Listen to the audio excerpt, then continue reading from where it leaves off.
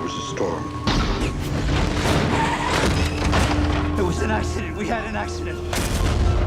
And we got stuck, and we couldn't get out. We couldn't get out because of the storm.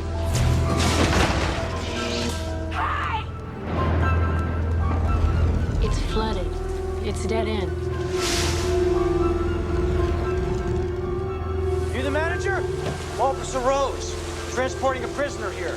But the roads were all flooded and I could use a room.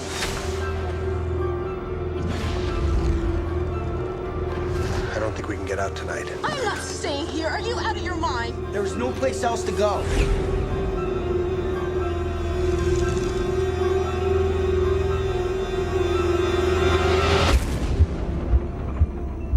What happened at the motel? People started dying.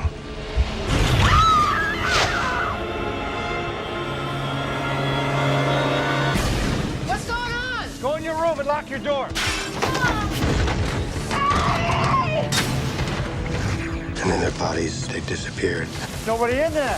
That's not possible. I saw what happened. We all saw what happened. This doesn't make any sense. Maybe there's some connection between all of us. Like what? My birthday next week. Me too. Me too.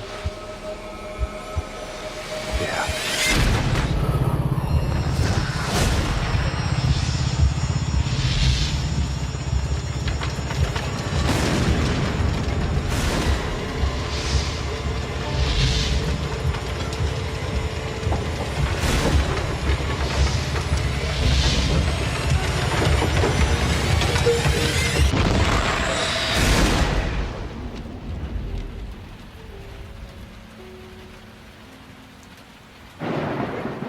Dari kepada Dr. Azrin.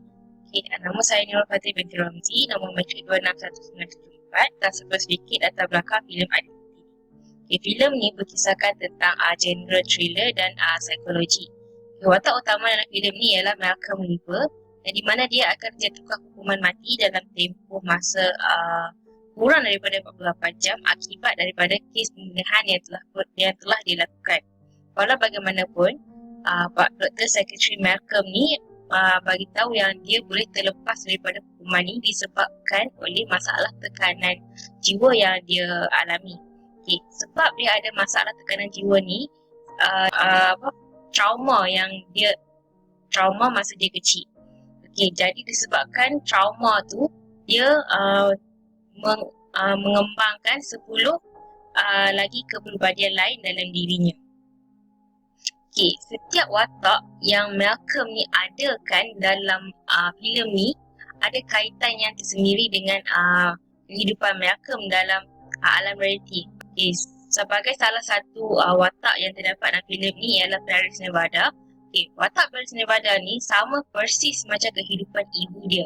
Okay, watak Paris Nevada ni dalam cerita ni sebagai seorang pelacur yang sentiasa berusaha untuk meninggalkan pekerjaan dia supaya dia dapat memulakan hidup baru. Jadi dalam kehidupan alam realiti Malcolm, sewaktu dia kecil, dia sentiasa mengharapkan ibu dia meninggalkan pekerjaan ibu dia waktu tu, iaitu seorang pelacur, supaya dia orang boleh menjalani kehidupan normal dan lebih baik seperti itu yang Malcolm harapkan daripada ibu dia sewaktu dia kecil, tapi dia tak dapat benda tu. Jadi dia adakan watak Paris Nevada ni supaya dia dapat memenuhi impian dia. Okay. Tapi dalam cerita ni ada watak paling dominan, iaitu Timmy. Okay, siapa Timmy ni? Okay, Timmy ni adalah seorang kanak-kanak yang berumur 9 tahun dan dialah yang menyebabkan Malcolm ni melakukan kesemua pembunuhan sehinggalah dia terpaksa menerima hukuman mati akibat daripada perbuatan yang dia lakukan. Okay, jadi bunuh sebenar dalam filem ni bukanlah Malcolm, tapi sebenarnya Timmy. Okay, Timmy ni merupakan penyebab Malcolm jadi pembunuh dalam cerita ni. Malcolm adakan watak Timmy ni supaya dia dapat balas dendam dan bunuh orang. Okay, sekian, terima kasih. Seterusnya saya akan serahkan kepada next presenter. Terima kasih. Assalamualaikum warahmatullahi wabarakatuh dan selamat tengah hari kepada Dr. Azrin dan rakan-rakan. Nama saya Siti Nur Adawiyah Kamarina binti Muhammad Nazaimi, nombor matrik 281326. Antara simptom yang ditunjukkan oleh pesakit dissociative identity disorder seperti Malcolm ialah Malcolm mempunyai 2 atau lebih personality. Sebagaimana yang kita lihat dalam filem tersebut, Malcolm mempunyai 10 personality yang berbeza yang tidak mengira umur, jantina maupun bangsa. Berdasarkan review yang telah dibaca melalui filem tersebut, kesetiap personality yang wujud dalam diri Malcolm itu adalah saling berkait dengan trauma yang pernah dialami oleh Malcolm semasa Malcolm kecil. Yang kedua, simptom yang ditunjukkan ialah halusinasi. Kejadian pembunuhan yang berlaku di motel tersebut sebenarnya tidak wujud di alam yang nyata. Kejadian pembunuhan tersebut hanya wujud di dalam imajinasi Malcolm, di mana setiap 10 orang personality watak yang ditunjukkan dalam filem tersebut akan mati secara berperingkat disebabkan oleh satu pembunuhan yang berlaku. Yang ketiga, simptom yang ketiga adalah amnesia.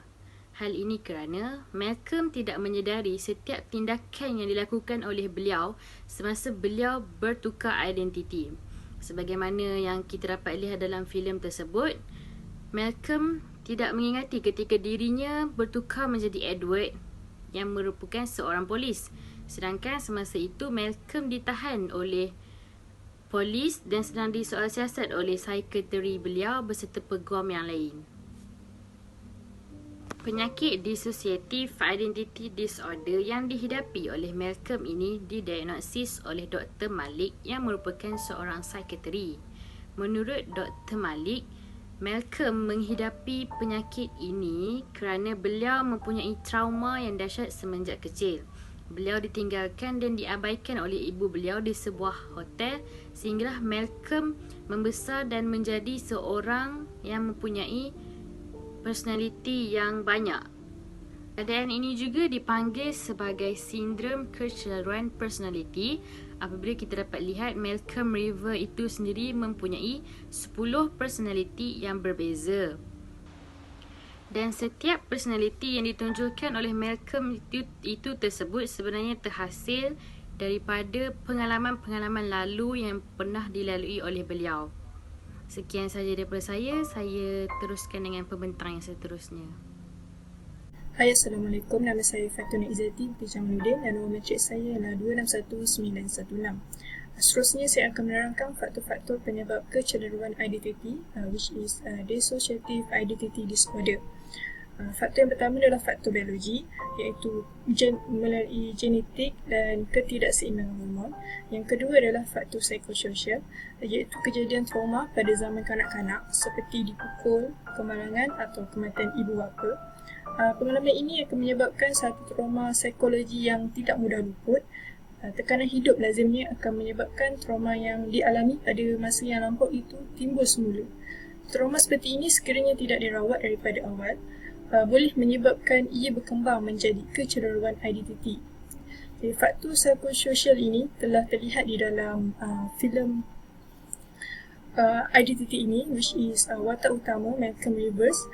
Dia telah mengalami trauma yang sangat dahsyat pada zaman kanak-kanaknya.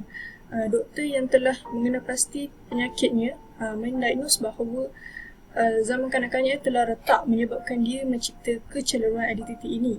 Dan dalam filem ini juga menyatakan bahawa ibu Malcolm iaitu seorang pelacur telah mendera dan mengabaikannya sewaktu dia kecil antara sebab dia mengalami tekanan dan trauma yang sangat serius.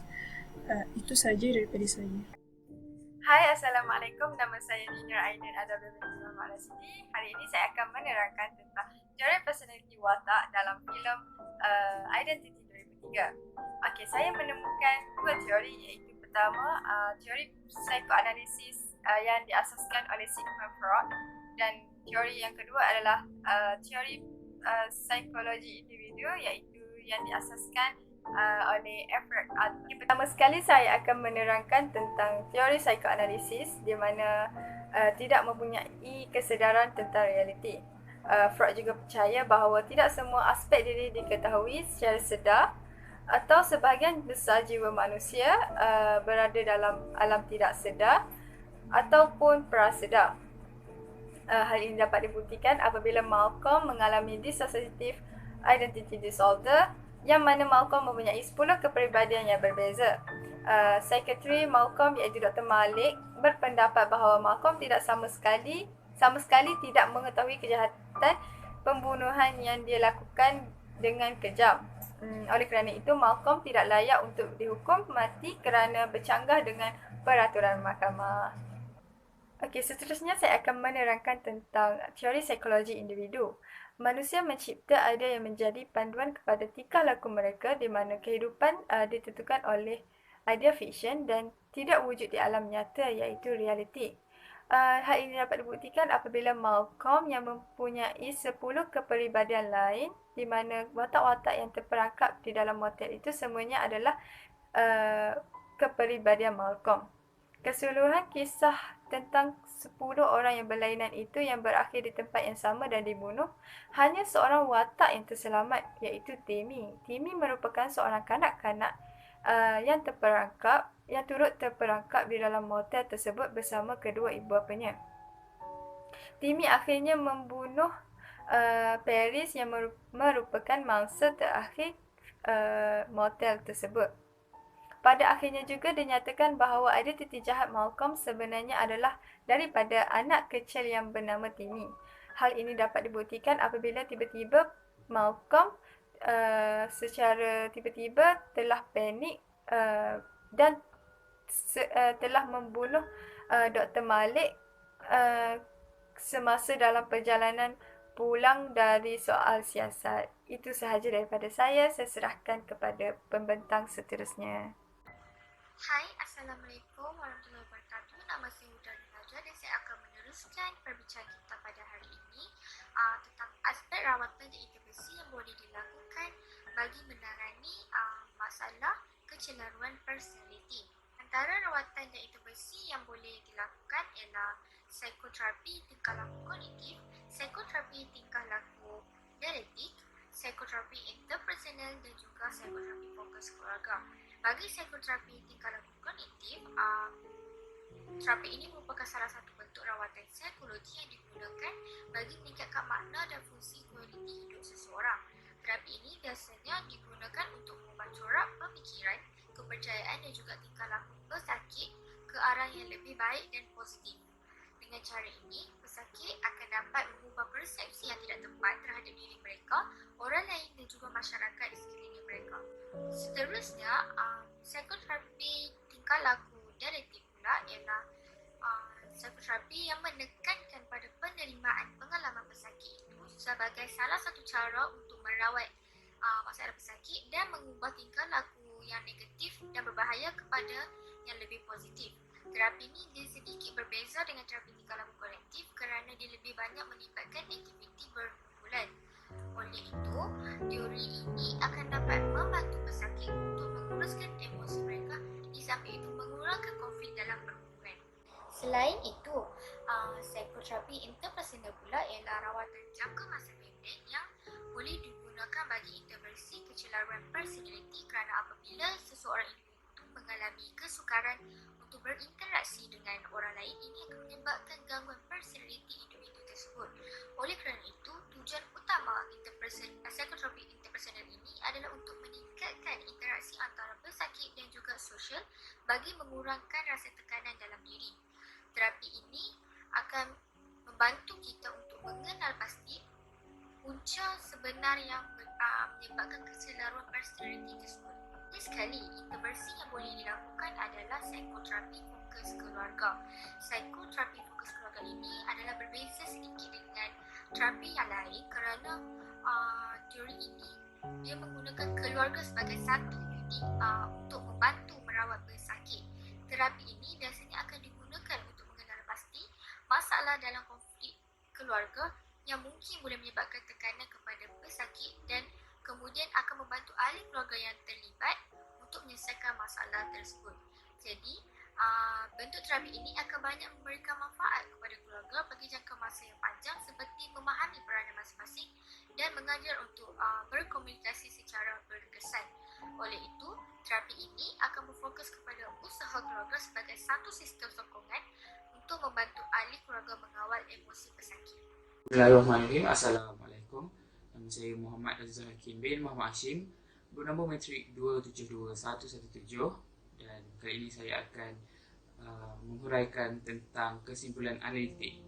Kesimpulannya, filem Identity ini berkisahkan tentang seorang watak utama iaitu Malcolm Shriver yang mengidap penyakit Dissociative Identity Disorder ataupun kepribadian berganda, iaitu keadaan di mana penderita memiliki dua atau lebih kepribadian yang berbeza-beza tanpa mengikut umur, bangsa dan jantina. Penyakit ini juga terjadi secara sedar maupun tidak sedar terhadap pengidapnya.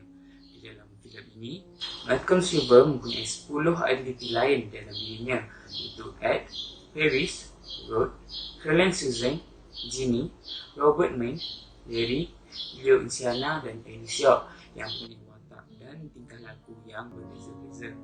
Dissociative Identity Disorder D, kepribadian berganda, dipaparkan dalam filem ini apabila watak utama Malcolm Shriver tersebut dibicarakan di Mahkamah Agung di atas kesalahan pembunuhan bersiri di apartmen tempat tinggalnya.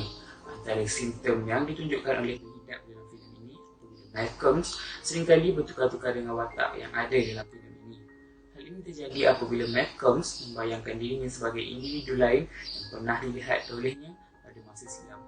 Antara sebab berlakunya Dissociative Identity Disorder ini terjadi adalah salah satu daripadanya kerana trauma yang pernah dialami pada zaman kanak-kanak seorang individu tersebut. Kanak-kanak yang trauma tersebut cenderung akan membayangkan situasi yang berbeza daripada situasi yang sedang terjadi sebagai cara untuk mereka menangani trauma tersebut. Trauma yang terjadi berkemungkinan kerana dipukul, didera, berlaku kemalangan ataupun kematian ahli keluarga sendiri yang meninggalkan kesan trauma di dalam diri seseorang individu tersebut. Selain itu, faktor lain pula seperti faktor genetik, itu permasalahan genetik yang diwarisi oleh kedua ibu bapa pengidap tersebut yang menjadikan ketidakseimbangan hormon di dalam badannya. Faktor lain pula mungkin terjadi akibat daripada corak pengambilan pemakanan seorang individu tersebut sehingga menjadikan mereka mengidap penyakit. Aspek perawatan yang boleh dilakukan dalam menangani penyakit Dissociative Identity Disorder ini adalah dengan melakukan psikoterapi dalam jangka masa yang panjang dengan tujuan untuk menyatukan semula kepribadian yang telah pecah dan menjadi berganda ini. Perawatan ini membolehkan penderita untuk memahami keadaan yang dialami supaya individu tersebut dapat menghadapi dan mengatasi keadaan kepribadian berganda tersebut. Doktor juga boleh memberikan ubat antidepressants atau antiseptik ataupun ubat penenang bagi mengatasi gejala gangguan mental yang dialami oleh seseorang individu tersebut. Pencegahan awal yang boleh dilakukan oleh ibu bapa apabila mereka mendapati anak-anak mereka menderita akan gangguan seperti penganiayaan ataupun penyiksaan yang menjadikan anak-anak tersebut trauma, perlulah segera dibawa ke doktor bagi membantu kanak-kanak tersebut untuk bertindak balas secara positif terhadap kejadian trauma yang dialami olehnya bagi memendung penyakit ini daripada menjadi lebih teruk ataupun wujud dalam diri seseorang kanak-kanak tersebut. Sekian sahaja daripada saya. Terima kasih.